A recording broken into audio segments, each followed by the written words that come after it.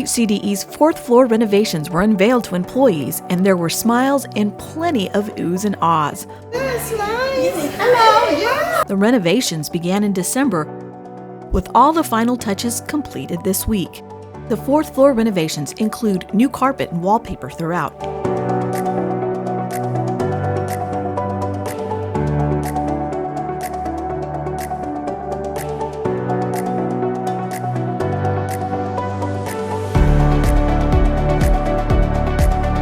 And boasts a newly designed boardroom. The updates to the fourth floor were the first phase of the building renovations, with Phase 2 currently underway with an estimated completion this summer.